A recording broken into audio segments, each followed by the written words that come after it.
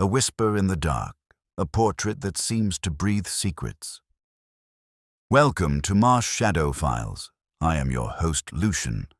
Tell me, where are you listening from tonight? Your comments bring this mystery to life. Let's begin. Grey-style court seemed to wait for its own reflection. Moist from a day of rain, the lawns below the long gallery retained small gleams of water that held the last of the light like coins forgotten upon green bays. A cedar avenue pressed its scented gloom close against the house, and the wind returned to it, came up the terrace steps, and tested the great windows with a light hand. Inside, the ancient boards, stripped and beeswaxed by a succession of respectable tempers, responded faintly when anyone crossed them, as if the house acknowledged each footfall. At the far end of the gallery, upon a dais almost too discreet to be noticed, a tall portrait stood under a cloth of pale silk. The frame, excessive and admirable, was all scroll and acanthus, its gilding recently warmed by the attentions of a conscientious restorer who had, to the housekeeper's mind, brought the sitter's eyes a fraction too much to life. Lady Honoria Velicott, impeccably dressed as if for a small battle to be fought with cups and remarks, paced once along the gallery and back again. It was the eve of her charitable evening, and the house had put on its own memory of ceremony. Silver laid out upon a refectory table, a great vase of pale roses strained into a line against the light, the butler's voice somewhere below like a curtain easing upon its runners. "It need not be solemn," she said to the heir, then to Miss Penrith, who came silently with a list in her neat, faded hand. "But it must be correct." Miss Penrith inclined her head as if to accept a reproof that had not been given. In her presence, punctual as clockwork, there was always the sense of a schoolroom kept at a modest temperature, of ink drying quickly and no blotting paper required. Julian Velicott came in with the light behind him and stood for a moment peering at the covered portrait as if he expected to catch it in some private act. "If it is too correct," he said, "they will never forgive us." His tone was careless, but he kept his hands in his pockets as if they might otherwise interfere. He was the sort of heir, slender and thoughtful, at whom friends of his late father looked with half-gratified apprehension. "Mr. Pettifer has telephoned," he added. "All is well with the catalogue. He begs you will allow a small note upon the technique." "Mr. Pettifer may beg," Lady Honoria said, allowing herself the smallest smile, "and we will concede if it is brief." She turned as Oliver Dane came up the gallery, carrying with him the smell of wax and some clean, stern agent that belonged to studios and the proper care of objects. Dane was of no particular age, and, in that manner which servants and titled persons alike accept as useful, indifferent to the social temperature of the rooms he entered. He bowed to Lady Honoria, nodded to Julian with a sort of distracted amiability, and went at once to the portrait. "It sits as it did," he said. "There was a slight play in the lower left, now corrected. The stretcher is sound. The frame—" He put his hand an inch from a swirl of gilded foliage and withdrew it as one keeps his hand an inch from a flame. "The frame is a fool's paradise." "Your paradise abolished our disfigurement," Lady Honoria said mildly. "We are grateful."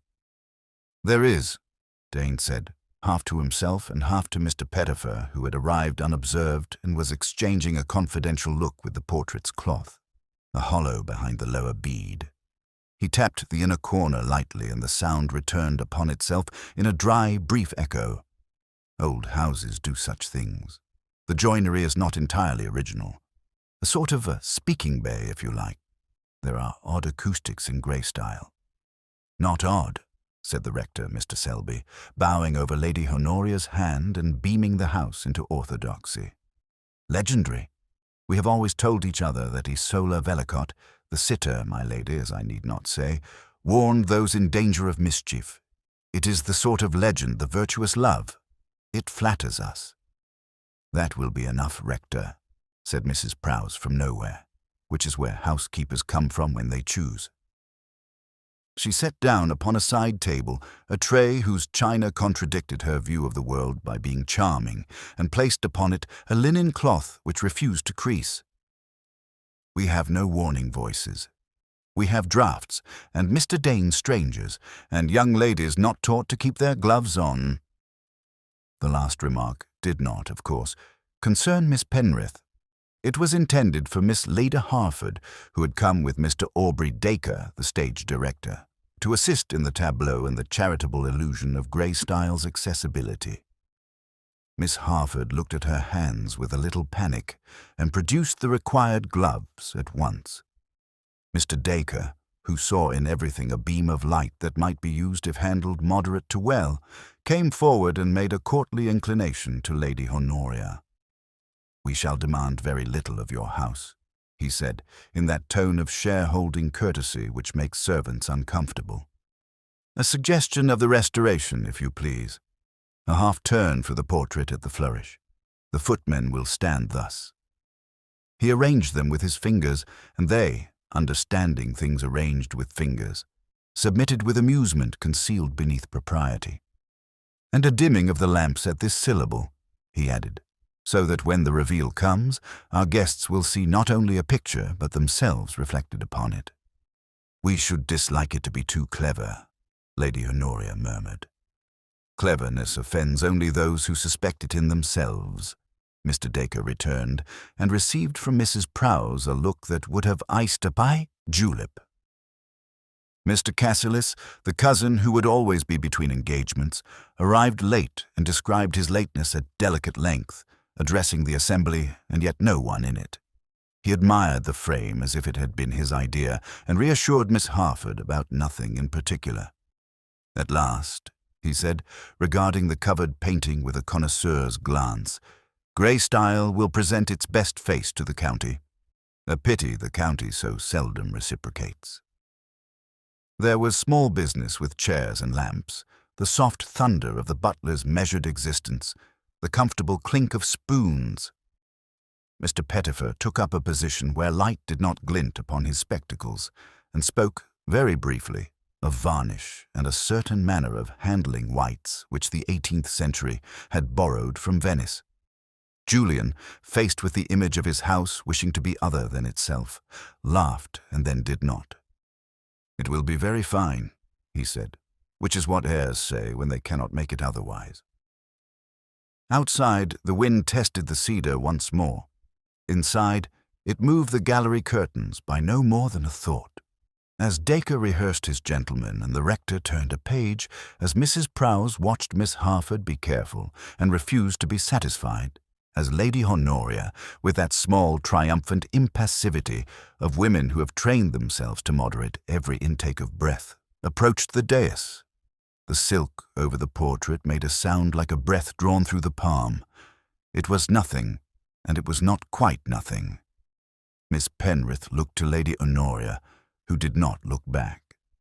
Mr. Dane, arrested, put his head the distance of a hand's breadth from the lower bead and listened, and took it away again with the air of a man admitting an irrelevance. "Greystyle," said the rector, very pleasantly, "has always played little tricks upon the faithful." "I shall be obliged if it plays none upon our guests," Lady Honoria said. The company heard in her voice the exact degree of steel to be expected in a vellicot, a wire run along the spine of a courtesy. Mr. Dacre bowed as if a cue had been given. The footman lifted the lamps, the curtains swayed again and were still. From the length of the gallery, where the cedar scent could not quite dislodge the smell of new polish and old beeswax, a thin tremor travelled and was gone. Later, much later, when Inspector Alleyn stood in that place and held the lineaments of the evening in his mind as a director holds a scene, he would remember the small sound and the way in which, after it, the house listened to itself. For the present, no one spoke of a whisper. They spoke of seating plans and syllables, and the silk lay quiet above the painted mouth. The afternoon lay flat and gentle along the long gallery, a pale wash of light that discovered as it moved the gilts in picture frames and the bruised sheen of old oak. Dust rose only to a certain height and then forgot itself. hanging in the bars of sun like gauze. Through a cracked window somewhere, a bee concerned itself obtusely with the exact angle of a pane. The house's breath, that gentle remainder of morning fires and polished floors, lay beneath the sharper odor of linseed and the more elusive, starched scent that attends lace laid out for inspection. At the far end, the portrait waited, shrouded, a figure of some consequence pretended for the time being to be cloth. Candles, still blunt and virginal in their sockets, stood to attention along a refectory table that bore a bouquet of roses so fastidiously pale that it suggested an argument. Mr. Aubrey Dacre, with a rapidity suggestive of good breeding employed as a tool, drifted down the gallery and laid his hand, not ungently, upon the back of a footman. "Here," he said, and translated the man 2 inches to the left. The footman accepted translation with practiced civility. "There is an obliquity in the light from that window," Dacre continued. "If we take it, we shall have a Rembrandt. If we ignore it, we shall be provincial." He measured with thumb and finger a span in the air that was not there, and looked about him for assent as one looks for a light cue. Lady Honoria, who had a way of standing wholly still in company while communicating a slight forward impetus, attended him. "Do as you wish, Mr. Dacre," she said, "only do not improve upon us to the point at which our guests remember only themselves." "Madam," said Dacre, a very proper admonition. He turned his face, supple and pleasant, to the shuttered portrait. "At the flourish," he said to the footman, "you will favor the dais with a period hesitation. Not a stop. We despise stops. The delay must feel inevitable." He showed them with his shoulders a hesitation so exact and unpretending that, for a moment, one saw that he had been good on small provincial stages in parts requiring an unexceptionable gentleman. Julian came in with a cigarette and, seeing his mother, put it out without ostentation. "It begins to look like an after-dinner scene," he said. "If the rector will permit, we might add a moral." He looked towards the covered portrait with an expression that was not quite irony and not quite affection.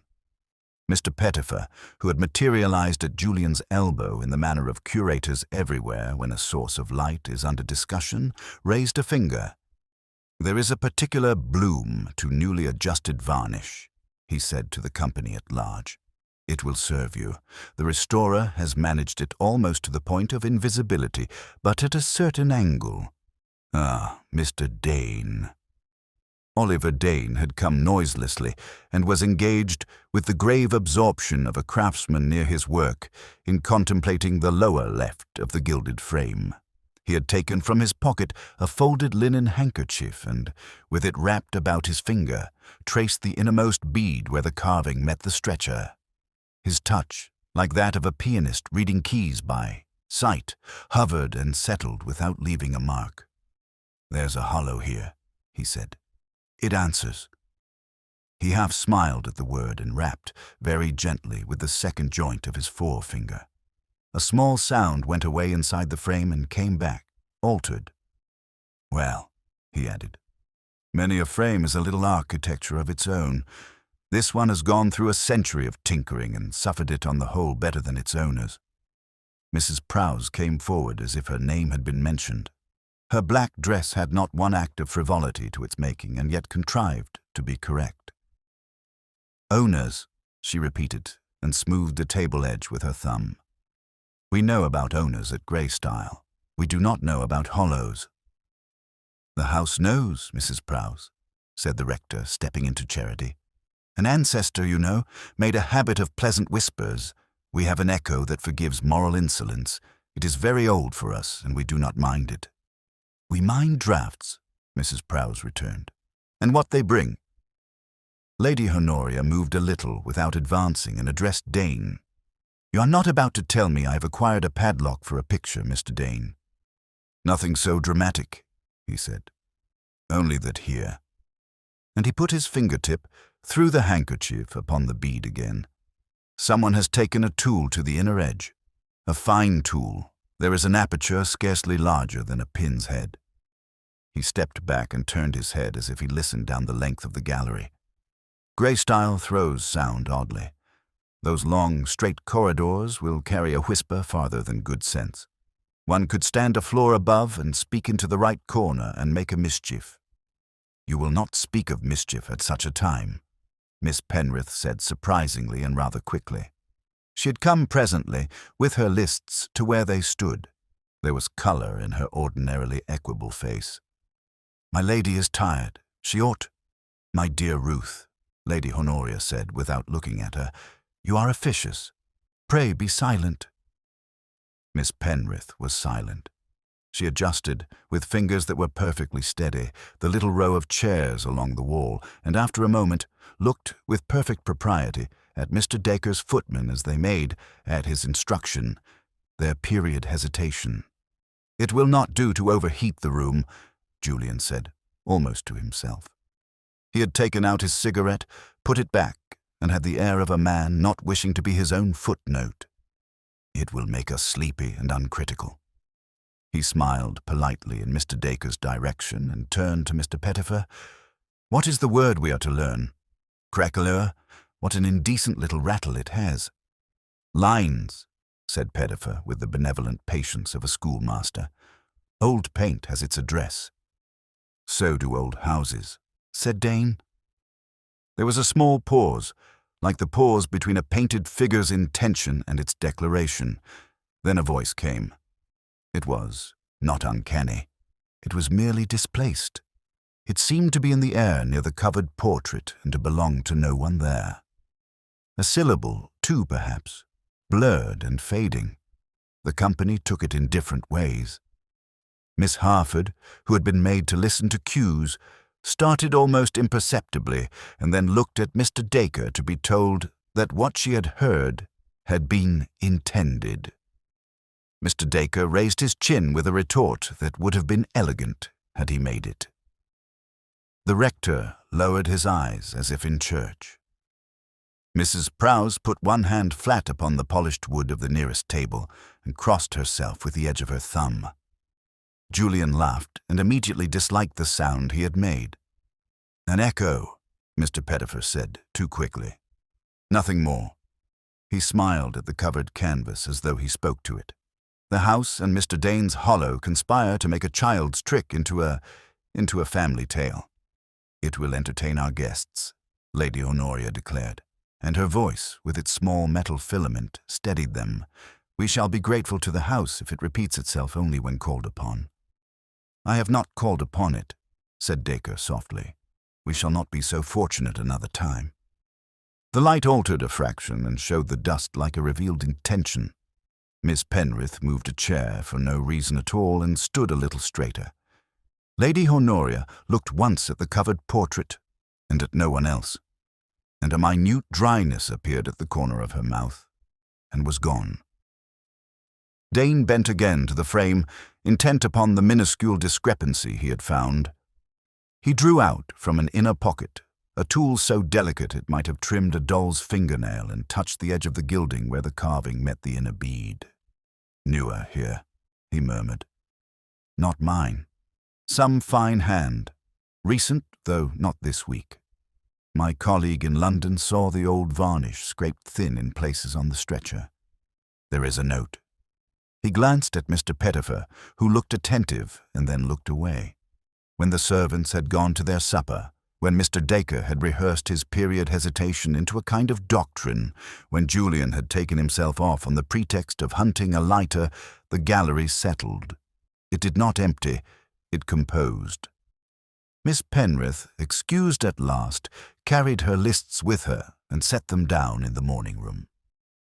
Lady Honoria dismissed Mrs. Prowse and stood for a time by the covered portrait, not touching it, seeming to measure the space from it to the nearest chair. Dane closed his case and, with an apology constructed of courtesy and abstraction, withdrew. In the large room, the cloth over the picture moved a fraction as if rebreathing a small breath it had held. A person came back. In the unkind light of 5 o'clock, it is not difficult for any person to be no more than a figure between doors. The tread was quiet. The reflection in the long window resolved no face. The figure stood near the dais, the height of it measuring, against the lower edge of the frame, and a hand lifted, gloved to the bead. There was no sound, and then the most frail of sounds, a sound one might make to hush a child. The hand withdrew. Turpentine and wax held their ground. Behind them, very faintly, there came something else. An odor medicinal, neatly bitter, like the breath of some plant bruised by white fingers. It lingered and lost itself among the quieter domestic scents. Later, when Alleyn turned his attention upon the gallery and stood very still at that corner, he would remark upon the survival, past reason, of that small acrid note. For the present, the bee gave up its argument with the pain. The light failed by a measurable sigh. The cloth lay undisturbed. Somewhere in the house, a clock made a single, self-correcting click. Evening moved into the gallery with that soft certainty which belongs to English houses that have practiced it for generations. Lamps had been set at measured intervals and shaded with pale parchment so that their light lay in ovals upon the polished boards. The portraits along the walls withdrew a little from their edges, consenting to the occasion without wholly committing themselves. There was the respectable smell of damp coats, of camphor released hurriedly from cupboards, of roses that had been coaxed, and of beeswax deepened by many years. The silk cloth upon the great frame took on a pearly translucence under the lamps and suggested, as good drapery will, not concealment, but the controlled temptation to reveal.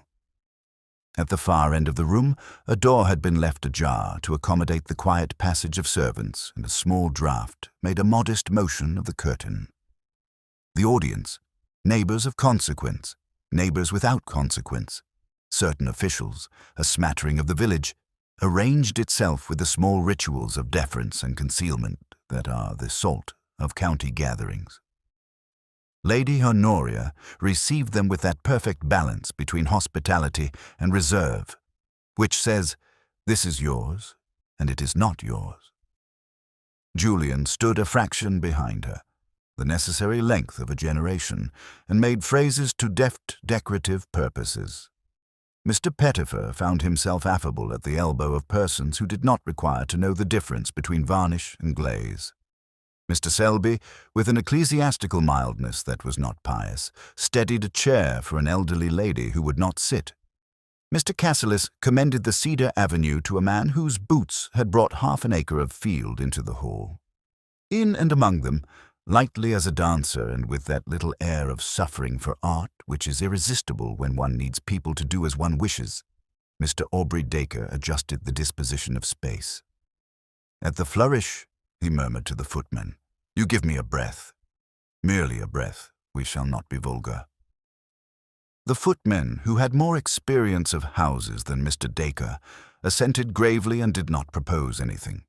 When the moment came, there was, as there must be, a thinning of speech, a setting down of teacups, a preoccupation with gloves. Mr. Dacre inclined his head. The butler made a sign that was almost ecclesiastical, and the lamps nearest the dais were shaded by an infinitesimal degree. The silk slipped. A small sound, perhaps of silk consenting to be other than itself, moved along the gallery and returned. The portrait looked out, eyes steady, mouth a little open in a discretion that could be made to mean many things. There is in the breathing of a room that has been asked to keep silence a particular tempo. The gathered company found it, and for a moment all was correct. Mr. Pettifer gave, as had been arranged, his brief note. It was well judged. It did not affront. The rector followed, cheerful upon the legend of Isola Velicot, and, without quite saying so, dismissive of enthusiasts.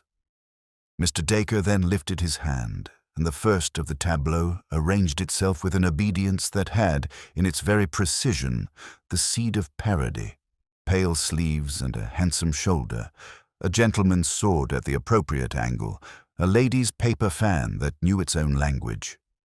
"Now," said Dacre, not aloud, and the nearest lamps were turned farther down until the faces in the audience were no longer quite faces, but the anticipation of them.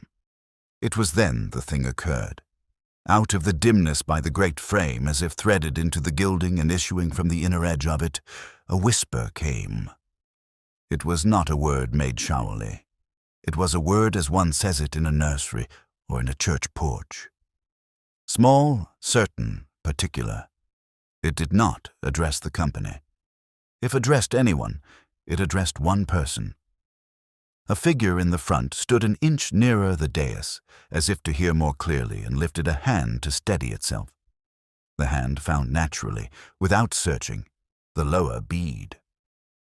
The lamps came up. It was a delicate increase, well managed, a skillful softening rather than a leap into glare. For the space of a breath, Lady Honoria stood precisely as a woman stands who has permitted her portrait to be shown to acquaintances and is now in the act of acceptance. She did not cry out. She did not even change color by an ascertainable degree. She steadied herself upon the back of a chair, transferred that support to the air, and then, with a slowness that was almost courtly, went down upon her knees as if the floor had gently obliged her. She paused there, considering the polished boards at close quarters, and lay forward. For a moment, nobody was quite sure what the occasion required. Then a physician, a tall, well-meaning man who had been invited on just such grounds, was discovered to be bending over her with the modest authority of his trade. He asked for air. That request, like all good requests in English houses, produced most of what was necessary. People stood, people sat, a window was persuaded to open. Mr. Dacre made himself small, as stage managers do when an act misbehaves. It is astonishing how quickly the servants of houses recover the advantage of their employment when something happens. Mrs. Prowse came, not hurrying, and stood with her hands at an exact parallel and awaited an order. The order, when it came, was that nothing should be done until the doctor said so. The doctor was incommoded by this loyalty. He could at once ascertain very little. There was the faintest puncture in the soft flesh below Lady Honoria's thumb, no more remarkable than a nettle might have made. There was, upon the lower bead of the gilding, a scant fleck, less than a pea of blood, and, if one put one's face very close to the frame, an odor that had no business among polish and roses, not powerful, but extremely decided, a neat bitterness. Mr. Pettifer, unconsciously comprehensive, restored his spectacles to his nose and removed them again. Mr. Cassilis suggested that a little brandy would correct the situation. Mrs. Prowse looked at him as if he had suggested a music hall. Julian moved in that way which is at once aimless and decisive. He was at his mother's shoulder. He was at the door. He was speaking to the butler in the lower voice that inherits responsibility. "We shall require the telephone," he said. "At once." The butler inclined his head. "There is no call to be precipitate," Mr. Cassilis observed. "The doctor has it in hand. We could, I think, avoid distressing our neighbors." At which Mrs. Prowse, without turning her head, said, "Mr. Julian," and the tone of it made him look at her as children look when the nursery has reasserted itself. "The yard," Julian said very quietly to the butler. "If you please, at once." The butler went away as if to fetch a coal scuttle. The room attempted, for a time, gentility and succeeded. The villagers remembered where the other door was and withdrew by it. The county, sensing that decorum would now be achieved only by departure, achieved it. The tableaux were not discussed. Mr. Dacre, feeling perhaps that his craft was in danger of being thought pertinent, separated himself from it like a gentleman from a borrowed hat. He was skillful, without self-assertion, in the sending away of his company. Mr. Pettifer spoke to Mr. Dane in a voice that did not carry, and both of them looked, briefly and with much discretion, at the frame's lower left. The rector placed himself where he might know who had been generous with offers and who had not, and spoke small bread-and-butter kindnesses to Miss Penrith, who had become pale and exact in her behavior. Later, when Alleyn, standing in the same place and measuring the same distances, reenacted the scene with his mind as a metronome, he noted with professional admiration the nicety of that hesitation before the fall. He measured the step closer to the dais. He marked the instinctive placing of the hand upon the bead. He counted, inwardly, the beats of the dimming and the lifting of light, and set them against a whispered word that was intended not to reach the crowded room. He would at that time say very little. He would ask for a lamp to be held a thought lower. He would look at the bead with the patience of a man expecting nothing and prepared to admit everything. For the present, there was only the house, holding itself, listening very hard to its own composed quiet, while the doctor knelt and did not pronounce, and the butler came back to say in an ordinary voice to Julian Vellacott that he had put a call through to London and that the exchange was extremely obliging. In the mild disorder that attends dignity, some things were left as they were. A chair placed uneasily out of line, a fan fallen because it knew no better than to fall, the slight smearing of a child's sticky finger upon polished wood where no child had been, a trifling golden fleck upon a curl of gilding. When at last the gallery thinned and the lamps burned steadily, the silence had acquired that particular weight which belongs less to silence than to a room that recognizes itself after having briefly been something else. There was, still, that neatly bitter scent close by the lower bead, and under it, less than a word and almost less than a breath, the sense that something had spoken and had not repeated itself. Night lay with a careful hand upon Greystyle, touching the cedar avenue into darker uniformity and setting small lights upon the terrace like points on a chart. Within, the house had taken a gentler breath. The servants moved on skirts of silence, and in the long gallery, the lamps shaded with parchment continued to conduct their unostentatious work. Beyond the half-closed door, a corridor extended towards a stair, its runner a dull red softened by years of feet. The air was unmistakably domestic.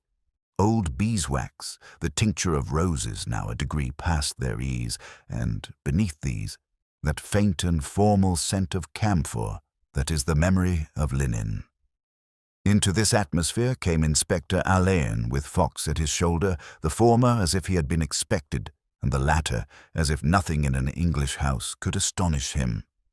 The butler received them not as if calamity had invited the police, but as if an additional course had been found necessary for a difficult dinner. "This way, sir, if you please." He parted the air with his discretion and brought them into the gallery, where a quiet company had arranged itself into little islands of purpose. The doctor stood aside with a kind of embarrassment that is almost a recommendation. Mr. Pettifer had contrived to leave the frame without quite showing that he had looked at it very closely, and Julian Vellacott moved between doors with the newly acquired manner of a man who will do anything so long as he does not betray his household. Miss Penrith sat in a chair placed precisely where she could not be in the way and held, as one holds a prayer book, a small bottle of salts. Alleyn bowed to the assembly as to a theatre that had asked for his opinion and did not intend to follow it. "Mr. Vellacott," he said, "I'm sorry." He did not say anything else that would have required answer. He looked at the doctor. "Sir." The doctor cleared his throat and reported a collapse uncomplicated by theatrical symptoms. "There is a small puncture here," he said, indicating the soft flesh of the hand. "No more than one would take from a rose stem. It is not in itself sufficient to, well." He glanced, almost apologetically, at the frame. "There is a trace of blood on the lower bead. A scent, too. Faint, not perfume." "Would you be so good," said Alleyn, "as to let me see that hand? Thank you, and if I may ask it of you all, that nothing here be altered." He drew nearer to the dais and sent over his shoulder, easily, to Fox. "Let's not disturb anything that does not wish to be disturbed." Fox nodded, not as a subordinate, but as a man who had long ago agreed to a mode of behavior and seen it justify itself. He stooped to the frame and, without touching it, bent his face to the inner edge. His breath clouded the gold for an instant, and the small bitter scent declared itself and went away like a remark one regrets. He lifted his head. "Mr. Pettifer," the curator came at once. "You have noticed," Alleyn said, "that the inner bead is not in every place of the same age as the rest." Pettifer agreed with a composure that distrusted enthusiasm. "And there," said Alleyn, indicating with a gloved finger a minuscule darkness on the inner edge, "is a little aperture." "Mr. Dane observed as much," Pettifer replied. "He spoke of a hollow. The house carries sound," he added, as if humbly conscious of describing an imposition. "Yes," said Alleyn, and listened. The gallery's length returned the small creaks and breathings of a house that had been asked to stand still. "A speaking contrivance," he remarked, not quite asking. Mr. Selby, who had been decorously present at the side of things, came forward with the grave assent of a parish that does not believe in miracles, but is acquainted with Angelus bells. "A nursery, Inspector, above, and a caprice of a former owner. A tube, they say, for games. The children were called to bed in that fashion for a generation, and learnt to whisper themselves when the grown-ups forgot to do it." "I wonder," Alleyn said, "if we may be indulged with a plan of the house." Julian had it ready. He had been ready for hours. "The butler will arrange, if you will allow him to treat you as if you were family," he said, and smiled in the neighborhood of gratitude without admitting it. "We have a plan in the pantry. It was made after repairs in my grandfather's time." "Thank you," Alleyn said. He looked, with no particular intensity, at Miss Penrith. "You are here, Miss Penrith," she supplied, rising a fraction. "I had stepped away and was returning. The accident occurred." Her voice was perfectly even. She had a way, he noticed, of keeping her hands together as if in church, each thumb making a patient concession to the other. "Lady Honoria thought it right to include the village. I had a list to keep." "Lists are very useful," Alleyn said, and she allowed herself to sit again. He moved a pace or two away and let silence make its report. Fox, presently, and with the tact of a butler in another life, returned with the butler and a large sheet upon which the house had been persuaded to admit its arteries. Alleyn spread it upon a side table. "Here," he said, "we have the gallery. Above it the nursery, and there, if this drawing is sufficiently true to temper, the angle at which a tube would descend to this corner." He walked the length of it in the unhurried manner of a man who has always liked to know how many steps there are between a prompt box and a proscenium. He halted beneath a dark frieze where ancestors had consented to be smaller than in life, and measured with his eye the distance from dais to door, door to stair, stair to nursery. "One could speak from there," he said, not quite to Fox, "and expect to be heard from here, if the house is in a listening mood."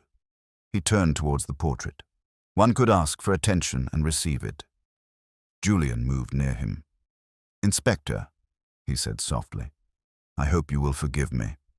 I thought it proper to send at once. There were objections." He did not look at Mr. Cassilis, who had found a lampshade of interest. "You were right," Alleyn said. "We will try to be inconspicuous while being thoroughly improper." He looked again at the frame. In that mild voice by which, in another life, he might have placed a difficult actor exactly where he wished him and made him grateful for the suggestion, he said, "Masks are reassuring when they are obvious. It is likenesses that discompose us. They are too nearly true." Mr. Cassilis, surprised into eye contact with the painted lady, glanced away.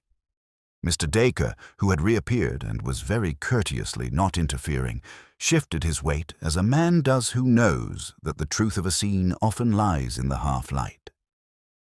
"Mr. Fox," Alleyn said, "be so kind as to ask whether the nursery above can be made available.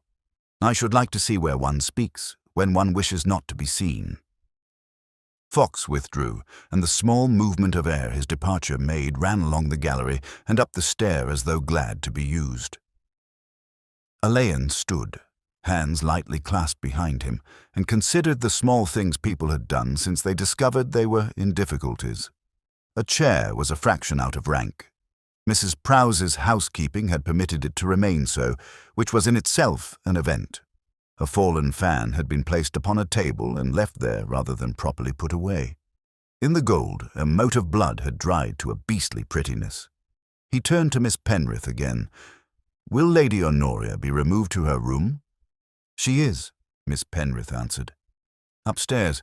The doctor thought it advisable. I'm to wait for instructions." There was an economy in her speech that made it possible to miss what she had not said. Alleyn inclined his head. "I'm obliged." Footsteps returned along the upper passage. Fox stood at the turn of the stair and reported in his undemonstrative fashion that a small cupboard in the nursery contained the end of a narrow tube. It had the aspect of a toy contrivance. "There is dust," he said. "That has been moved, but not a great deal." "Thank you," said Alleyn. He did not immediately go up. He placed his hand quite flat upon the dais rail as one touches a piano to learn if it has been tuned, and lifted it away. The house made, at that moment, a small sound that may have been simply the night accommodating itself to an event, or, if one wished to be particular, it might have been a mild settling in the hollow of the frame. A fraction of powder, visible only in a certain slant of light, drifted downwards and vanished like the end of a whisper. Alleyn, who was not fanciful, raised his head and listened. The gallery did not repeat itself. Somewhere in the upper darkness a door moved and was still. The portrait seemed, in its unmannerly way, to be attending. The withdrawing room beyond the gallery had the weary comfort of a place that has long been asked to mend the moods of houses. Its carpet, an old Persian dulled to the color of watered moss, quieted footfalls. Its chimney-piece, white marble with an indifferent cupid, held a small wood fire that behaved as if questioned. A green silk shade over a lamp made a circular lake of light upon a low table, where someone had set a tray and forgotten to pour tea. Through the arch, left purposely unclosed, one could see a slice of the gallery. A glimmer of gilt, a lamp with parchment shade, the polished interval of floor between two chairs. In this considerate room, Inspector Alleyn, who had been abroad, sat not as an invader but as a guest asked for his opinion and prepared to give it with a minimum of offence. Fox placed himself a pace behind and to the right, as if the withdrawing room had appointed him its guardian, and attended without ostentation. Oliver Dane was shown in first. He brought with him a faint drift of studio, turpentine civilized by habitual restraint, tobacco that had been extinguished because it might have been improper, linen that had known too much dust to object to a little more. He came up to the table as a man approaches an object rather than a person, and made his bow to Alleyn almost as an afterthought. "You will require the frame," he said, "as it stood. I have not touched it since the evening. You will have observed the inner bead. It has been interfered with, not brutally, but with a sure hand. I thought you might like to see this." From his pocket he produced a small roll of paper secured with a laundry twine and laid it on the table. The handwriting that announced itself upon the outer fold was not his, but round, succinct, and slightly officious. A conservator's memorandum on earlier work done at a London studio. "It came yesterday by messenger," he explained. "I had not opened it. Mr. Pettifer will have written for the record. It refers to an alteration found under the stretcher. Evidence, you understand, of someone having taken up the inner edge at some time since the last regilding." Alleyn did not open the roll immediately. He weighed it lightly in his hand, as one does a prop before deciding whether it shall be used. "You are not accustomed, Mr. Dane," he said, "to errors in houses like this. They happen to them less often than to people." "Errors," Dane returned, after a pause in which he might have looked at his own hand, "are distributed without much respect for degree. Grey style takes one's attention. I liked it better when its portrait's mouth was less inclined to conversation." "Thank you," said Alleyn, with a civil bow that included the memorandum. He laid it beside the silver sugar tongs and touched neither again. "If you will not think me ungracious, we will ask you to remain accessible." Dane agreed and, with an absent propriety, adjusted the shade of the lamp a fraction to the left before withdrawing. Mrs. Prowse entered as one comes before a magistrate who is also the dear child of the house. She stood, accidentally perfect, just inside the door, and kept her hands exactly parallel along the seams of her black skirt. "You wish to be informed, sir, of what I have already seen with my own eyes," she said. "I am respectful to grief and the law, but I am particular." Alleyn, who had learnt to value particularity above many public virtues, inclined his head. "I am obliged to you, Mrs. Prowse." He asked small questions and received exact answers. The hour at which the lamps were set, the order in which the village was admitted and dismissed, the moment when the cloth consented to move. "And this whisper," he said, as if of an inconvenience one treats with courtesy. "You have heard it before?" Mrs. Prowse's mouth did not move from its line, but in the air about it there sounded the faintest click of disapproval. "I do not hear things, sir, unless they are said to me. The family has their legends. I have the house." "Theatre people are troublesome," Alleyn suggested. "They are not to blame, but they are troublesome. So are the young and the learned. They mislay their gloves and their knowledge. If you were to ask me, which you have not, I would say so." "You have said so," Alleyn returned, with a glint that might have been a smile if one had been disposed to find it. She permitted herself no response beyond the smallest stiffening about the shoulders, and took herself away, leaving the room more exact than she had found it. Mr. Dacre succeeded her, and arranged his person upon the edge of a fauteuil as if it were a stool in the wings. He smelt faintly of hair oil and success. "We rehearsed to the minute," he said without prompting and, indeed, without a hint of apology. "The intervals, the downing of light, the flourish. It is my profession to observe the effect of small alterations." The lamps were lowered for 3 seconds. "A count of 3, Inspector." The hesitation at the reveal, not a full stop. Never. A glance at the audience, a suggestion of breath, then on. "If you must know it, the pause before the unfortunate moment did not belong to my arrangement." "You are fortunate in your memory," Alleyn said. Dacre inclined his head as if the compliment had been properly bestowed. "I thought," he added, "that I perceived a private line through the public event. It is a habit of mine, doubtless a pernicious one." Alleyn allowed the remark to die at its natural pace. He asked after the disposition of his performers and the precise placing of a footman who had moved like a well-bred metronome. Dacre, gratified, made a small map in the air with his fingers. When he had gone, the chair retained the ghost of his exactness and collapsed into itself. Miss Leda Harford came in at once after him with a slight hurry, and then stopped herself as a girl who has been told not to run in a corridor remembers in time. She was very tidy about the mouth. Her gloves, both worn and immaculate, had been placed together with a care that made one pity them. "I hardly saw anything," she said. "Mr. Dacre asked me to check the curtain at the side door. I came in as the lamps were lowered, and there was a sound, a sort of—" She looked at Alleyn for permission to be fanciful, and, not finding it, became literal. "I was not in a good place. I am very sorry." "How long have you been at Grey Stile?" he asked. "Since yesterday at noon. Mr. Dacre and I motored after luncheon. We were shown into the tapestry room." "And before that?" "London." "Yes, we rehearsed at the hall in Swithin Street," she said, and turned her head a fraction, like a bird that cannot afford to be too cautious and cannot do without caution at all. Alleyn thanked her with a gentleness that encouraged no confidences, and dismissed her. Mr. Cassilis followed and was unobliging in a manner that contrived to be social. He supplied the name of his tailor and forgot the hour at which he had arrived. He offered his sympathy with a flourish, kept it for himself, and placed it where it could be seen. "We cannot be too careful, Inspector," he observed. "This is a house with interests." "Yes," said Alleyn, "it has them." He found nothing in Mr. Cassilis to detain him and was content to let the gentleman detain himself.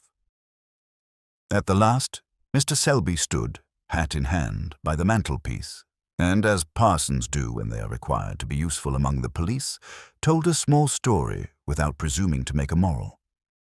The whisper, he said, was a kindness once. Children made use of it to be summoned to bed without too much vexation, and it grew into a legend because people like to think themselves called upon by figures they admire. It is not wicked, but it is anxious. That is all. That will be enough, Alleyn answered, as he would say it to a prompter. He rang the bell and, when the butler answered, asked if the nursery might be made ready for Mr. Fox. A candle, he added, as if requesting a prop. And if you will be so good, stand beneath the little cupboard and whisper when Mr. Fox tells you. Presently Fox's step was heard ascending, and Alleyn, in the doorway to the gallery, signalled to the company. "Forgive me," he said. "This is vulgar. It is necessary." He placed himself near the dais, raised his hand, and waited.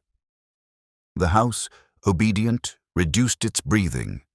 From above there came, down the unseen tube that some previous Velicott had thought convenient, a thread of sound. Fox's voice, lowered as one lowers it for children and for churches, said a single word.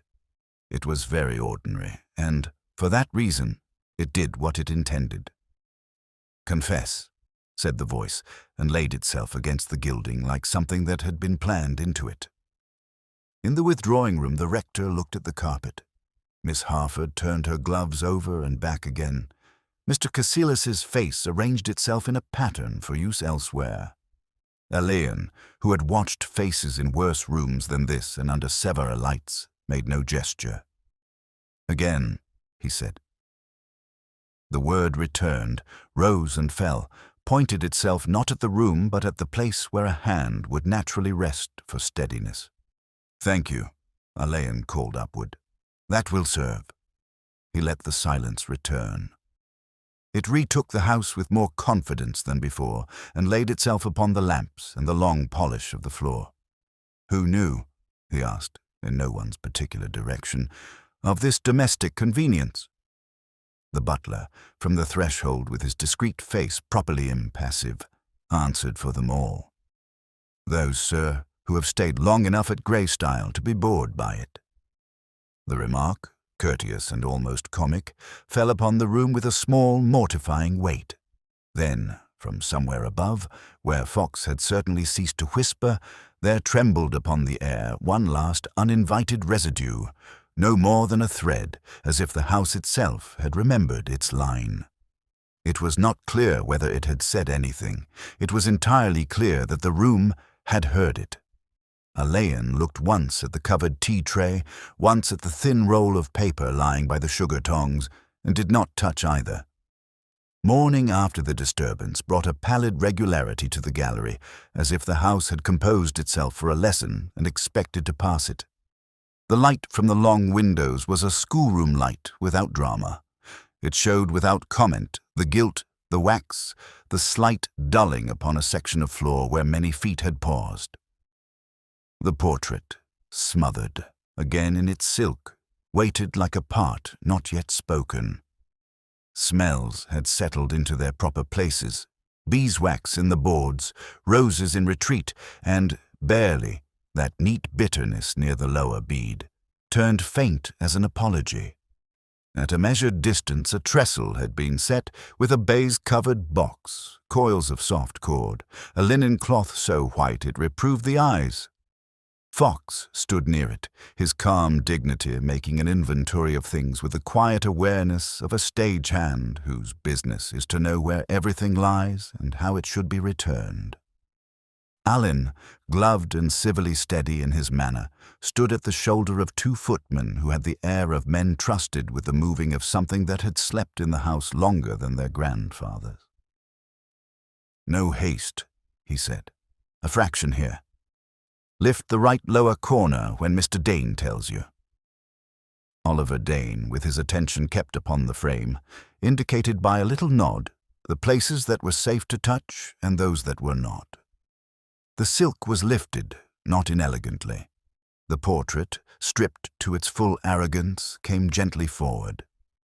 The back of it, with its old wood and patches of newer linen, spoke a tradesman's language.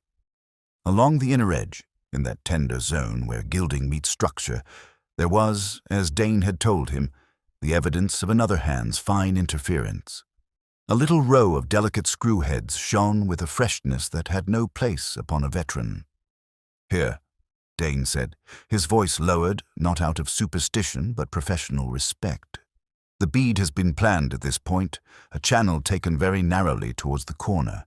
If I may—" He took from his case a tiny awl and, with the caution of a man coaxing a child from sulks, pressed upon the bead. There was the faintest resistance, a stiff civil reluctance, and then a yielding. Something within the frame answered, very discreetly, with a click half heard and more felt in the fingertips. "A spring," Dane said, "newer than it ought to be. It drives—" He had not meant to be theatrical and checked the word. "It allows a point to emerge and withdraw. There will be smear where the channel ends." Alleyn bent and put his face near the little darkness. He did not touch it. "You will forgive me if I say that the proper officer shall examine that," he said. "An analyst from town. We will send what must be sent. Vegetable derivatives leave a stubborn trace." He did not name them. Fox had his envelopes ready. A little scraping, accomplished with almost ceremonial neatness, was taken upon a strip of glassine, folded as if it contained nothing but civility, sealed and signed across the joint. "You think," Dane ventured, "that a pressure here, that a hand might naturally—" "People steady themselves," Alleyn said.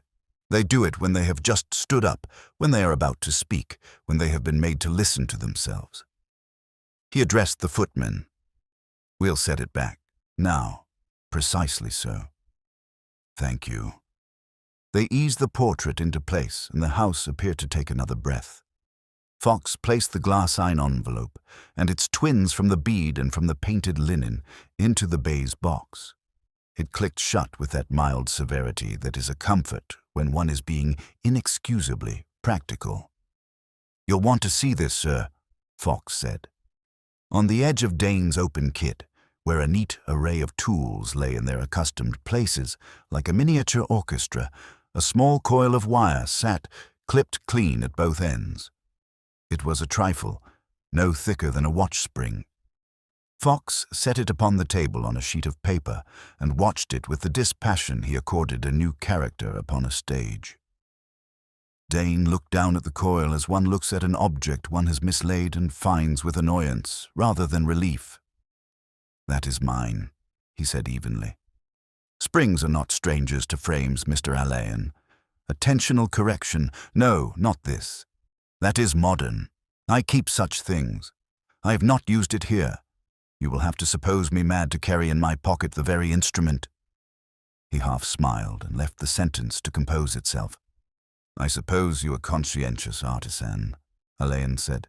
"You will know that one's own neatness can be made to look indecent in certain lights. I'm obliged to you for allowing us to notice it." He let the silence spread, an even piece of fabric, and then folded it away. "The coil shall be kept with the rest. Mr. Fox will not, I think, misplace it." They were interrupted by Mr. Dacre, who came with a schedule in his eyes. "I have nothing to tell you that you do not already know," he announced, and at once began to tell it. 3 seconds at a half-light, 1 full beat to the reveal. A gentleman in the 4th row coughed, at which the footman left of the dais behaved like a deacon and suppressed him by existing. The hesitation you will have noticed. "Ah, Inspector, the thing is very simple. When one performs near a picture, one borrows its attention. It was not us they saw, it was themselves in it." He stood with one hand upon the back of a chair, his fingers attentive and articulate. "If I had suspected that our arrangement would be thought mischief, I should have changed it.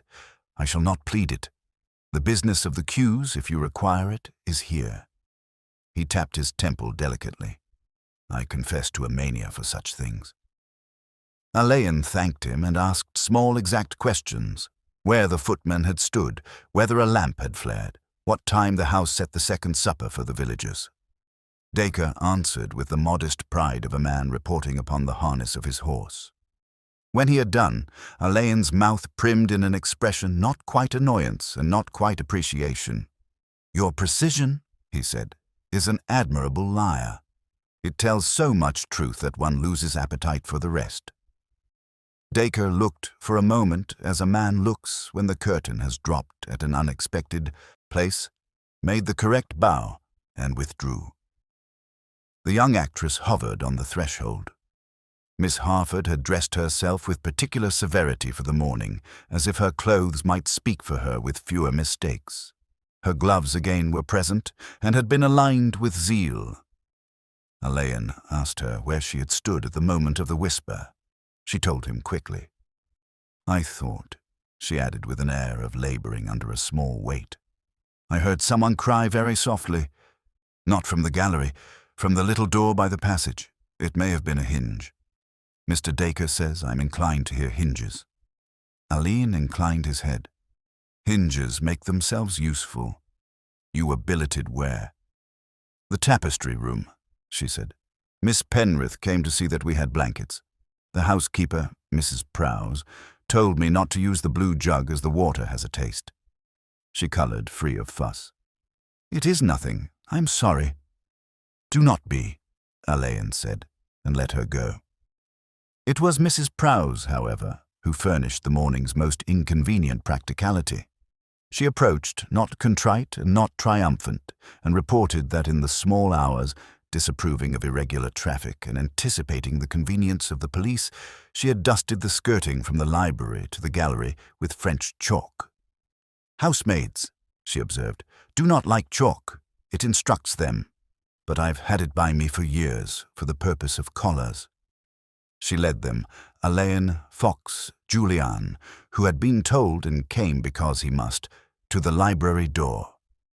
"There," she said. On the floor, delicately impressed, went a light tread that belonged neither to heavy country boots nor to the ordered footfalls of footmen.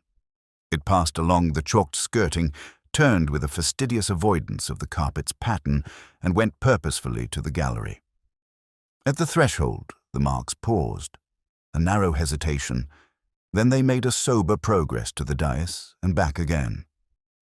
"You will observe," Mrs. Prowse said without satisfaction, "that they return to the service stair." Fox went down before them, the chalk stiffening under his tread like the memory of snow. At a narrow turn in the passage, where cool stone treads had preserved the impressions of centuries of expediency, the marks blurred and lost themselves among older pressure. "Unswept as it was meant to be," Mrs. Prowse said, a small disgust escaping her control. "Low places will have their comforts." Fox knelt and considered the edge of the stair where the dust lay pristine. He rose and shook his head. "They went down and out," he said. "Or up and in," Alleyn returned gently. "Thank you, Mrs. Prowse. Your French chalk has been admirably officious. We shall restore it to you." By noon, the necessary opinion had been sent for, and a motor dispatched to bring the analyst from town, an arrangement the butler made as one arranges an extra dinner guest of doubtful digestion. The gallery, temporarily offended by the stir, returned slowly to its correct surface. Alleyn stood by the portrait, not touching it, and let his eye travel from bead to skirting, from trestle to polished floor. The coil sat precisely where Fox had placed it, and did not declare itself any more than it already had. A slight movement of air came from the upper stair, very small, not the movement made by a person, but the settling of a house that has been required to speak, and now desires to be quiet. Close by the lower bead the bitter scent, ghostlier now, lifted and was gone. It left behind it, for the span of a single breath, the idea of a word that had not yet been said and would, in due time, insist. The morning room at Greystyle, though made for mild domesticities and small talk, had drawn itself up into a receptacle for confidences. The light through its tall windows came tempered by a thin autumnal haze and lay upon the faded chintz with a certain pallor. The carpet, threadbare in a pattern that had once been bold, retained the marks of chairs moved the night before. A tray of tea stood upon a Pembroke table. The cups were not used. On the writing desk by the window, a brown paper parcel lay, its string tied with clerical accuracy. The scent was that of old paper disclosed to air, clean, a little powdery, and carrying with it that recognizable trace of a drawer long undisturbed. Inspector Alleyn stood by the fireplace, gazing without insistence at the parcel as Fox, who understood the claims of propriety, as well as anyone in grey style, admitted the rector. Mr. Selby entered with that conciliation between modesty and duty which is the parish priest's armour in houses of rank. He held his hat as one carries a doctrine he does not intend to impose, and laid it upon a chair. His hand, rather fine and a trifle ink-stained, rested an instant on the parcel. "Inspector," he said with an almost apologetic brightness, "I think this belongs now in your keeping. It was returned to me some years ago by one who had meaning here, and asked to be kept with discretion. There is no longer virtue in discretion for its own sake. It may be that a kindness then would constitute an unkindness now." Alleyn inclined his head to say that the rector's concern for balance was perfectly comprehended. He took the parcel, weighed it lightly, and, with Fox's small knife accepted as if it were a ceremonial object, cut the string. Within, the letters lay in their own yellowing envelopes, each tied with a narrow ribbon that had not quite lost its stiffness. He did not read them aloud. He took one to the light. He let his eye travel upon it in a manner that postponed curiosity to exactitude. The hand was restrained, the ink faded to that comfortable brown that belongs more to memory than to ink. A date lay with a quiet imperturbability upon the corner, and, in another, a name not in the family's script but associated intimately with it. He closed the first and opened a second, and then a third, with the same care. The room took on a slight tension, like a theatre waiting on a prologue. Julian came in and stopped just within the threshold. He had shaved hurriedly. His mouth was stiffened by an effort not unworthy of his house. He greeted the rector and Alleyn, sat at the desk as if by arrangement, and fixed his attention upon the unlit fire. "You sent for me," he said. "Of course." He waited. The rector, with that courtesy which permits pain to enter by the proper door, explained the parcel's provenance and made himself, without self-importance, its introducer to necessity. Alleyn did not invite him to withdraw. He laid one of the letters before Julian and rested 2 fingers upon its corner as if to prevent it from flying away. "These," he said, and his voice was almost dry, "speak of a time when a young man and a young woman took themselves seriously, as young people will, and were not taken very seriously by those to whom the house is a duty. There was a concealment, not vicious, but careful, an arrangement made for the sake of names. If I use clumsy phrases, you will forgive me. I am no amateur at family matters." Julian looked at the letter but did not take it up. His hands were quiet. They were still the hands of a man taught, from childhood, to keep them correct. "Tell me," he said, and stared at the empty grate. The rector, to spare him and perhaps himself, supplied one date in a tone that made it factual without making it brutal. Alleyn gave another. The arithmetic arranged itself with that inexorable courtesy which is the special terror of such sums. Miss Penrith was brought and stood where the light put no burden upon her face. She made, without ostentation, a small inclination to the rector as to an old ally. "You were with Lady Honoria then," Alleyn said, "in that first season of difficulties." "Yes," Miss Penrith answered. "It was my business to be with her. She had a kindness that had unfortunately been taken for allowance. She said that the world should not be made to stare at any of us. She was a woman who disliked fuss." She paused, as if to set her recollection level upon the table between them. "There were words she spoke then to comfort a person who was not myself. Later they were quoted as if they had been a command. A less gentle nature would have put her in the wrong. She could not bear to seem to be in the wrong. Alleyn did not ask for the names behind the pronouns. He asked, without the least edge, "There was a birth. You attended the arrangements?" "As far as my capacity allowed," Miss Penrith replied. "A child was got out of sight and then re-described. A good many people were saved the vexation of rearranging their thoughts. We were in Switzerland for a time.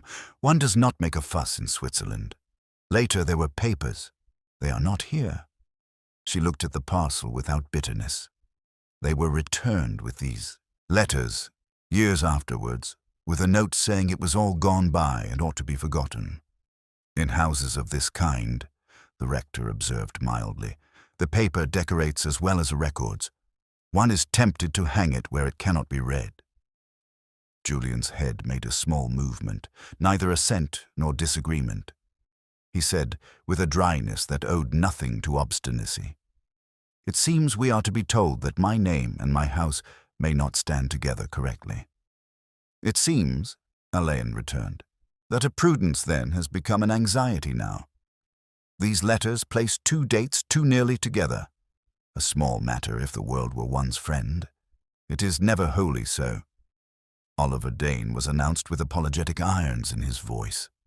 He held, wrapped in tissue, a narrow strip of primed canvas and a sheet bearing a neat pencil drawing. He offered them as if he were afraid of asking for attention and prepared to insist upon it.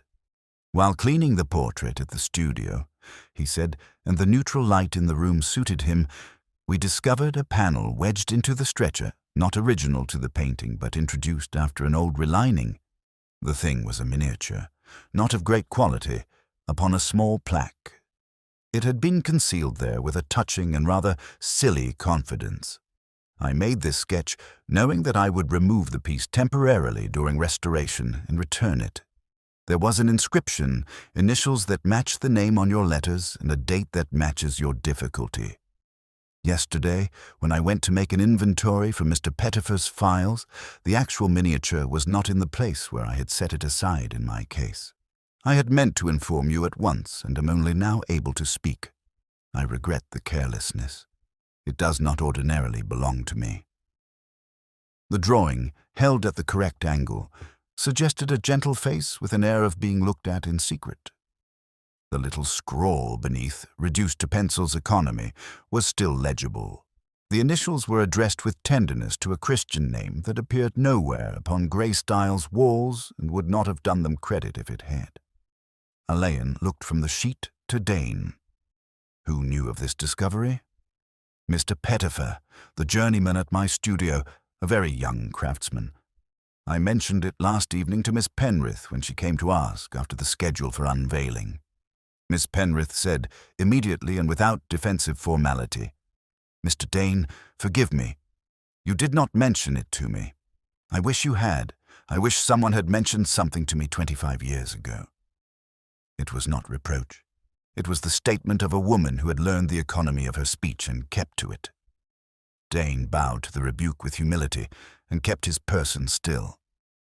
"Then the miniature is missing," Alleyn said, "and the letters, which might have had less effect yesterday, have acquired more now. The house has been asked to conduct a little opera of its own." He laid the sheet upon the Pembroke table and, with 2 fingers, straightened it by a hair's breadth.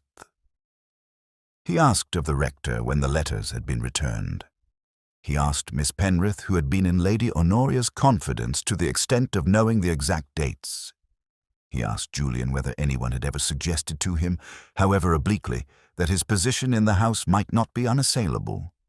He made each inquiry with that outward indifference which makes a civil question harder to refuse than an impertinent one.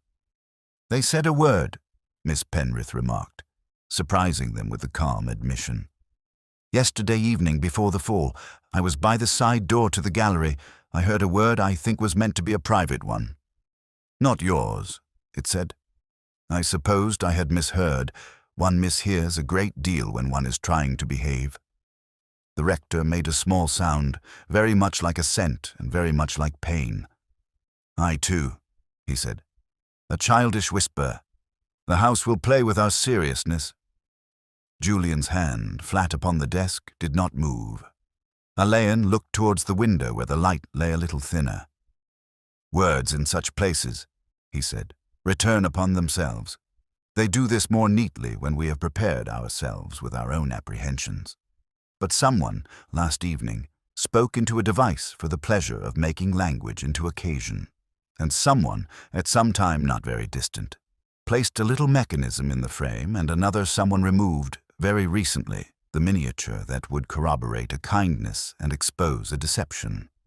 He turned the little pencil drawing over and then back again, as if it might yield a sound. "We are, I think, dealing less with a hatred than with a fear that came to believe it was a virtue." They were all very quiet. The tea on the tray had grown superfluous. A bee blundered past the window and knocked against the glass, as if making a dry little joke of their difficulties. From the gallery there came, not the whisper they had been discussing, but a minute alteration in the house's breathing, no more than that, and, following it, the slip of a page against another page. Fox moved to the door and back again with no report to make. Alleyn lifted the topmost letter and held it a moment to the light. Under the faded words, the watermark showed itself faintly. The maker's name and the year superimposed upon their own dates. He set it down with care. The room, which had been obliged to philosophy, returned to attention. In the corridor, the air seemed to stir of its own accord and then go still, as if a person had been present and had chosen not to enter. The gallery accepted the late afternoon as a well-bred audience accepts the return of a conductor. Lamps with parchment shades drew their pools of tame light upon the boards. Beyond the long windows, the cedars held a uniform dusk, and an occasional leaf detached itself from the lawn as if reconsidering. The portrait had resumed its ascendancy. The silk lay folded upon a chair.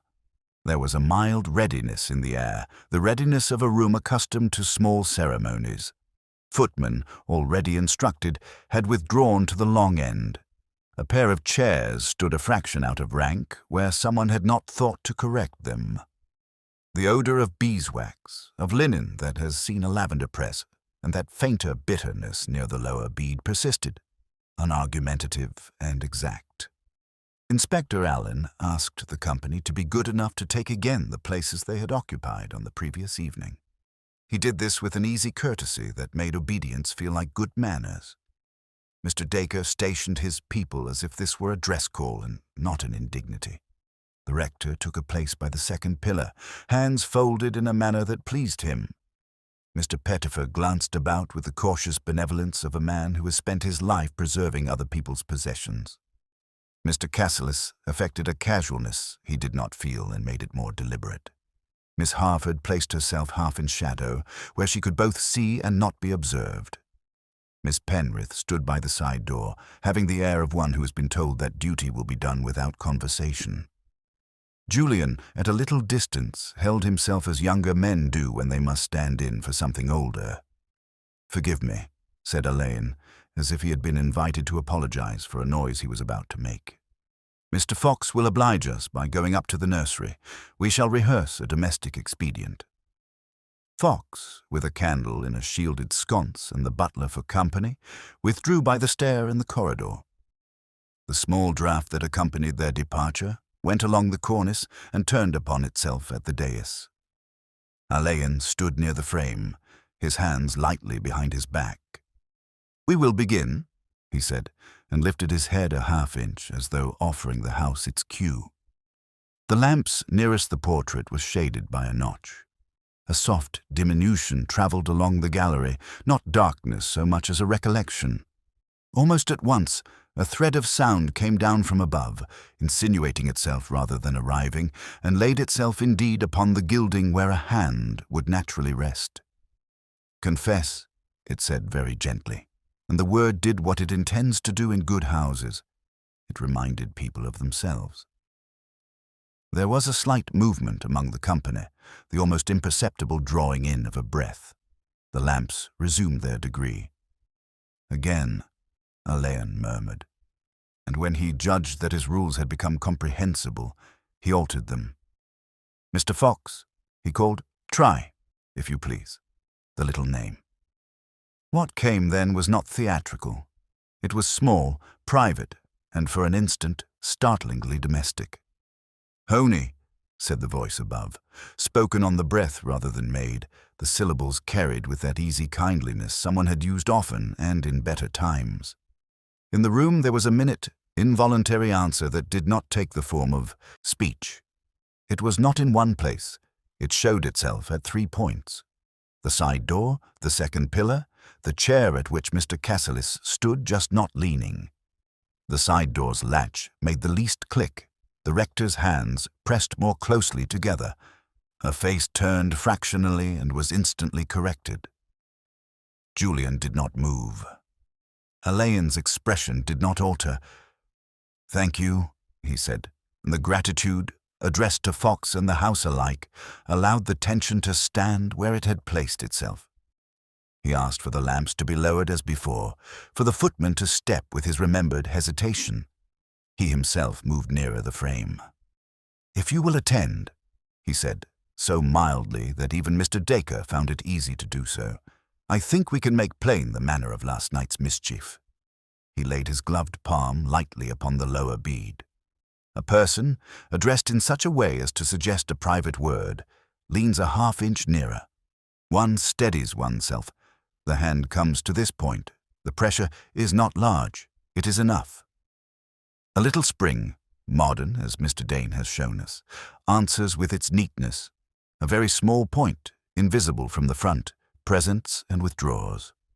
There is a minute pain, less and more than a nettle. There is a smear upon the bead, and if one has business with a garden and a mind to sin under the colour of its usefulness, there is a certain alkaloid that attains the blood quickly. He lifted his hand, and, with a nod, invited the company nearer. "We shall not touch it again," he said. "The analyst from town will provide the name and the Latinity. It will be enough for us, I think, to have admitted that a trick has been played, and that the trick required not only knowledge of this old whispering arrangement, but personal assurance that the whisper would be obeyed." He stood back. The portrait regarded them with the usual accomplishment of such women in oil. It did not blink. Mr. Pettifer cleared his throat and said softly that the mechanism could not be older than the last regilding, and that the little screw heads had no provincial accent. Mr. Dane, grave and attentive, put his fingertip an inch from the place without touching it. "Quite new," he said. "And, forgive me, reasonably clever. The channel was cut with a tool that respects ornamental work. The spring is of a type sold in the trade for legitimate uses. A person would not go to a stranger for it." Mr. Dacre made an involuntary movement with his shoulders, as if to relieve a costume of a seam that had grown ironic. "Theatricals," he observed, in a tone that accepted defeat, "are at once the explanation of everything and of nothing at all." "And motives," Alleyn returned, "are more complicated than rehearsals and less well written. It does occur to me, ladies and gentlemen, that the question is seldom how in such houses. Contrivances are plentiful. The question is why one resorts to them." He let his eye rest, without point, upon the people before him. A house of this sort grows an idea of itself. It becomes, if you will forgive the fancy, a person that must be kept dignified. An indiscretion years ago may tighten down upon those who love the place and have been loved by it. One may believe that a terror, if it can be managed into decorum, is better than a scandal. Between the loss of a name and the loss of a person, there is a choice which some people find very easily made. They act upon it. They are often wrong. There was an audible silence, one of those pauses in which English people make room for a moral they will not permit to be explicit. Somewhere along the corridor a tread came and then was expectedly suppressed. The footman in the far corner looked into the floor as if it contained something instructive. Miss Penrith's eyelids lowered and raised, an action so small that it might have been fatigue. Mr. Cassilis, who had been devising a line about distaste for melodrama, forgot it. The rector, with the impatience of kindness, shifted his weight. The old boards returned a mild complaint. That is all I shall ask of you at present, Alleyn said. I am indebted to you for your patience. Mr. Fox will presently request certain trifles. The loan of a pair of gloves, a list of those who have garden keys, a word with the boy who cleans silver. Mr. Dane, your tools will be catalogued with more seriousness than they deserve. Mr. Dacre, if you will forgive me, we will leave your cues to sleep. There followed those small adjustments by which English households avoid being seen to disband. Chairs were put right by a hand that did not belong to a servant. A shawl was fetched and found unnecessary and therefore acceptable. Someone, very quietly, spoke of tea. The company drifted to the edges of the room, finding places where they could keep still without appearing to have chosen them. Alleyn, unhurried, gave a last look to the lower bead, the minute drying fleck, the upright line of the inner edge where new work had been made to look old. As the others withdrew in their considerate fashion, he remained where he was with Fox. The theatre's first rule, he said, almost to the portrait, is that one does not upstage the motive with the trick. Fox made a small motion that might have been assent and might have been a question. We are dealing, Alleyn added, with a very conscientious contriver. He had hardly said it when the smallest shift occurred. It was not a whisper this time, nor any word dressed for occasion. From the corridor beyond the side door there came the light touch of a foot upon a board that knew it well. A pause in which a hand might be placed upon a panel, and then a door above, somewhere along the nursery landing, closed with the finesse of a person who has learnt the house's ways. The gallery resumed its posture. Close by the lower bead, as if it had waited for permission to depart, that faint medicinal bitter arose and was gone, leaving behind it no proof, only the suggestion of a presence that had rehearsed too often to feel the need of an audience. The gallery, returned to its propriety, wore the early evening with the assurance of an old hostess who has seen serious talk take place and knows that chairs will be put back in their places. Lamps, shaded and well-bred, distributed an even light. The cedars beyond the glass made a darker echo of the long room's length. The portrait resumed its condescension. The silk that had once veiled it lay decorously upon a chair. A faint polish of beeswax persisted, and, near the lower bead, that neat medicinal bitterness had retired to the suggestion of itself. At the far end, the butler's table, with its appointment for decanters that were not to be used, gave the impression of a supper deferred for reasons that need not be discussed. Inspector Alleyn stood by the dais, with Fox a pace behind him, as if in a theatre before a final cue. The company gathered without crowding the air. Mr. Pettifer took up a distant station and, hands folded upon one another, looked at nothing in particular. Mr. Dacre, with a kind of baffled patience, arranged his person as if for remarks after a first night. The rector, hat under his arm, stood at the second pillar with that mild gravity which acknowledges both pity and nuisance. Miss Penrith was near the side door, exact in her plainness. Miss Harford kept the shade as if conscious of taking up too much light by being young. Oliver Dane, attentive and neutral, glanced once only at the frame. Mr. Cassilis found a place a little forward of the rest, as if it had been his by habit. Julian Velicott held himself as a man holds a posture when he does not intend that it shall be interpreted. Alleyn did not trouble them with prefaces. He had the quiet voice of a person entrusted with a delicate announcement and determined to make it bearable. "You have been extremely patient," he said. "I am in your debt. I will not try it farther than is necessary. A contrivance was set here." He indicated the inner bead with the smallest movement of his gloved hand. "It is of recent making, the work of a hand that respected ornament and had access to a spring of the kind sold for decent purposes. It presented, when pressed, a needle point. There is a smear just where the little channel ends. An analyst in town," he did not look towards Fox, "has already expressed himself with more Latinity than we need.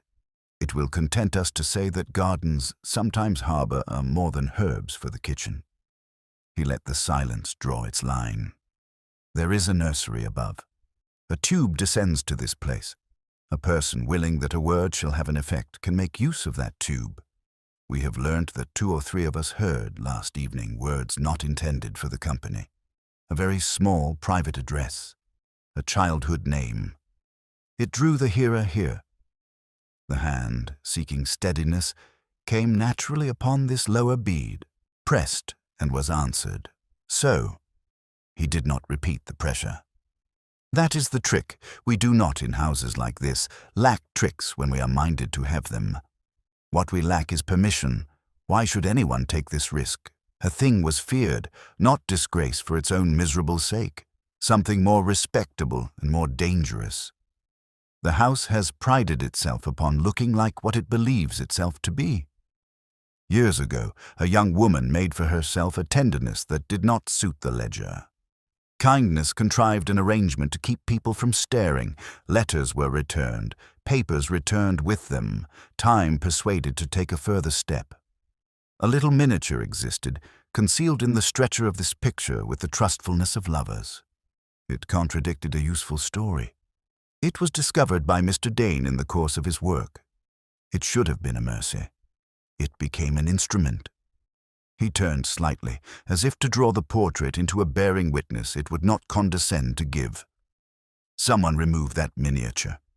It was found this afternoon, placed under the paper lining of a traveling dressing case. A boy in the pantry, who is given to keeping plate like a regiment and shoes like medals, felt the difference under his cloth, and told Mr. Fox because he was instructed that such trifles sometimes matter. The case belonged to one among us who had last night lighted upon the notion that letters and a small painting together could reshape an inheritance. He knew the nursery tube. He showed last evening a very proper desire that the villagers should not be distressed. He remained, after the decent disbanding of charity, long enough to make himself useful to a trick. The chalk Mrs. Prowse, in her zeal, laid along the skirting last night, recorded a tread that was fastidious rather than heavy, that went by the library to the gallery and returned to the service stair, and that had nothing upon it of earth, because in this house earth is not permitted to rise so high. There was a movement among the company that did not discompose the air. Mr. Cassilis, who had been disposed to smile, did not. By a very little he ceased to stand so forward. "Mr. Cassilis," Alleyn said, and the manner of it was almost apologetic. "You had the opportunity of placing the spring. You were at liberty in the hours that suited you. You possess, as you have very reasonably boasted at luncheon, a small acquaintance with greenhouse matters. Aconitum grows in Greystill's borders, and the gardener, who believes in Latin names, calls it by its own. There is a bottle in the potting shed, labelled with the caution he fancies. A quantity is missing. Your rooms communicate conveniently with the landing from which the nursery is reached. A man may learn the ways of houses if he is a guest often enough. The miniature we have recovered from your case. The coil that lay so pat upon Mr. Dane's tools will not now persuade us that he put it there." He raised his head a little. "You whispered last night, not confess, which was ready-made for you, but a word you had heard all your life given to Lady Honoria by those whom she permitted it." Mr. Cassilis drew his hand across his mouth and let it fall to his side with an obedience more noticeable than any defiance. He did not contest the recital. He made not so much as a flourish. He said in a tone that deceived nobody by its calm, "It was the house. It should not go to strangers." The rector made the smallest sound, as if a child in the churchyard had stumbled. "Julian," Alleyn said, very quietly and without looking at him, "is not a stranger to Greystyle. He was never so. No one has needed to be saved by a needle." "It would have gone," Mr. Cassilis said, and then, with a small exhalation like a man who has held his breath too long, "She meant to make something tidy of it after all these years. She would have written, and rector, you would have witnessed, and the papers would have been kept where nobody could pretend. I did not mean—" He checked himself, as if at last obeying a house rule about noise. "I meant to do nothing after." He looked not at Julian, but at the portrait. "She should have left it. It was ours as it was. He made no gesture with his hands. Alleyn's voice did not harden. "Fear and tidiness," he said, "make uneasy allies. There will be forms. Mr. Fox will see you attended." Fox moved a fraction and then stood again as he had stood from the beginning. The butler came in as if someone had rung. He stood aside with the discretion that is either the first or the last of courtesies. No one stepped forward with interest. There was no scandalous shifting. Mr. Cassilis made a very slight movement of the head to Miss Penrith that might have been a plea or an apology, and went with Fox without the least disturbance.